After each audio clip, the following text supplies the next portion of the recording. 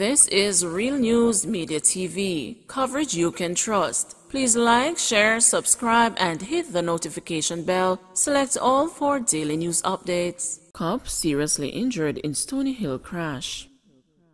A member of the Jamaica Constabulary Force is in serious condition in hospital following a collision involving a police service vehicle and a Jamaica Urban Transit Company bus on Long Lane Main Road in Stony Hill, St. Andrew yesterday evening. The police vehicle with 4 officers aboard reportedly collided with a number 53 bus in the vicinity of Red Gal Ring, a crash hotspot in the area. The incident occurred about 8:30 p.m. All the JCF members are being treated at hospital, the news understands. The driver of the service vehicle is reportedly in serious condition. No injuries have been reported from persons aboard the bus. The police service vehicle was headed in the direction of Constant Spring when, on negotiating a corner, it collided with the JUTC bus, which was headed in the opposite direction according to reports. Wholeness says a rent-to-own housing program coming. The government is promising to ease the demand for housing by allowing Jamaicans to acquire their homes in a rent-to-own arrangement. We're going to develop housing that we can lease the persons that pay for it over time, and then eventually they can have it, Prime Minister Andrew Holness announced yesterday. It comes almost 2 years after the opposition People's National Party pitched a similar idea in its manifesto for the 2020 general election. The Prime Minister did not provide any timelines for the rolling out of the initiative. He was speaking at a handing over ceremony for 2 two-bedroom houses in East Central St. Andrew under the social housing program in his Ministry of Economic Growth and Job Creation. Under the program, the government builds houses and delivers them free of cost to poor and needy families across the island. However, Holness said other housing concepts are on the horizon as the government moves to provide more people with their own homes. We're going to develop other modalities, such as providing houses that persons can rent, the Prime Minister said. He added, you might have young people or people who have fallen on hard times that might become a possibility. The PNP's plans included the construction of 130,000 housing solutions over 5 years to undertake a rent-to-own program. The party said under the program, individuals pay rent for a consistent period, a portion of which goes towards the down payment, later transitioning to ownership through a mortgage. Meanwhile, Holness has said his administration expects to build 70,000 inexpensive housing solutions in the next 5 years to tackle the issue of illegal settlements. Exotic dancer and auto repairman get life for murder of St. Andrew businessman. A female exotic dancer and an auto repairer who pleaded guilty to the murder of businessman Roger Chang have been handed life sentences for the killing. They will both have to serve more than 20 years in prison before the possibility of parole. Kadisha McKenzie and Seabert Dugan are among 5 persons who had confessed to taking part in a murder and a robbery plot involving the businessman. They were sentenced by Justice Stephanie Jackson Heasley after they entered the guilty pleas between April 7 and May 20.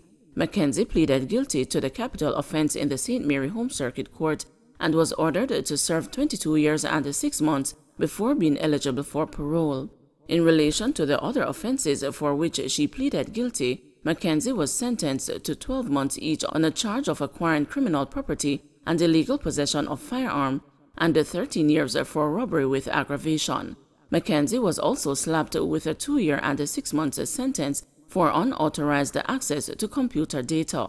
However, those sentences are to run simultaneously with a life sentence. Dugan pleaded guilty to murder in the Home Circuit Court in Kingston and was ordered to serve 24 years and 6 months before being eligible for parole. He was also sentenced to 13 years and 6 months for illegal possession of firearm and 13 years for robbery with aggravation after pleading guilty to both charges. Both sentences are to run concurrently to the life sentence. 3 other conspirators, Ludlow cousins Jamar Jackson and Derek Reed, who were minors at the time of the murder, also pleaded guilty in the St. Mary Home Circuit Courts. Cousins was sentenced to 8 years and 2 months for illegal possession of firearm and ammunition, and 8 years and 10 months for robbery with aggravation. Jackson was also sentenced to 8 years amid 4 months for robbery with aggravation and 7 years and 9 months for illegal possession of firearm.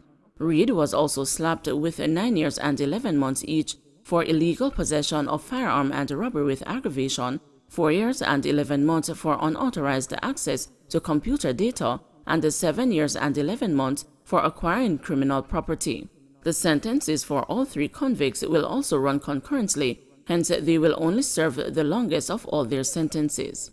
A 6th person who was implicated in the murder pleaded not guilty and is to return to court on July 14. A statement from the Office of the Director of Public Prosecutions yesterday afternoon did not identify that person, said to be Dugan's nephew and Mackenzie's boyfriend. Chang, 62, went missing on March 2020 and was found dead the following day on a beach in Dover, St. Mary, with multiple stab wounds to his torso. The court heard that Chang and the 25-year-old exotic dancer met on Tinder, a dating app, and subsequently met on several occasions.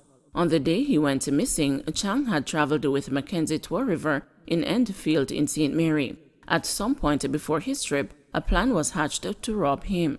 During the robbery, a decision was made to kill Chang because he had seen their faces. However, the court heard that Jackson, Reed, and the cousins objected and left with their share of the money and other stolen items. Mackenzie, Dugan, and the 6th accused transported Chang to the beach where he was murdered. Transport Authority worker accused of collecting money from motorists charged. A June 29 court date has been set for Transport Authority employee Carlene Brown, who is accused of taking money from motorists. The 44-year-old administrative assistant, who is charged with larceny as a servant, was arrested and charged last Wednesday and released on $400,000 bail when she appeared before the Kingston and the St. Andrew Parish Court. It is alleged that Brown, who works at a Transport Authority facility in downtown Kingston, collected monies totaling $1.1 million from motorists between March and May of this year. Investigations are ongoing. Crawford proposes taxa for new pension scheme. Opposition Senator Damon Crawford has proposed that the government collect a 2% consumption tax for a state-administered pension scheme for all Jamaicans. He noted that the National Insurance Scheme (NIS) provides benefits to retired people who are mostly in the formal sector, but most Jamaicans are employed outside the formal system and do not contribute to NIS. Senator Crawford said a dedicated pool of funds for pensions would help to provide for the elderly, adding that the investment that fund would create for the society would be exponential. Senator Crawford was speaking on Friday in the Senate during the debate on a private member's motion brought by Senator Floyd Morris.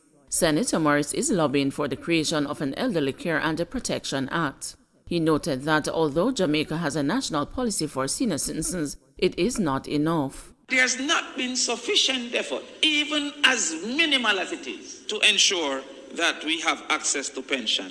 I dreamed we would consider even a GCT percentage, maybe 2%, to a national pension, so that we can have that system in place. Well, what you could do is either make that become the NIS, because NIS is for those who are officially employed. Most people who are not within the formal space, they're not paying a NIS. And what we have even said from the whole indirect is that all of us consume. So it is my dream that we could have a 2% designated pension fund. And that would, the investment that would create as well for the society, it would be exponential. Man's body found in bushes in St. Thomas. The body of a man was found in bushes in Springfield, St. Thomas on Friday afternoon. He has been identified as 19-year-old Rasheem Skirvin, a laborer of Friendship Pen, St. Thomas. Residents reportedly saw bloodstains about 12:30 p.m. Mr. Skirvin's body was later found with what appeared to be stab wounds and the throat slashed. Mr. Skirvin was last seen about 6 o'clock Thursday afternoon. Mask wearing will soon be a requirement again, says Prime Minister. Mask wearing in public places will shortly return being mandatory as Jamaica is experiencing the 5th wave of COVID-19. Prime Minister Andrew Holness made the announcement on Friday afternoon. Mr. Holness noted that while Jamaica is in the 5th wave of the virus, COVID-19 will be a continuing feature of life going forward.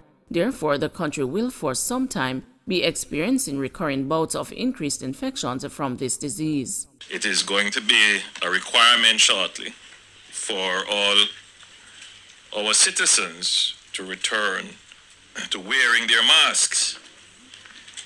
As you know, we are in the fifth wave, and it will be a continuing feature of life going forward that we will, for some time, be experiencing recurrent bouts of increased infections from this disease.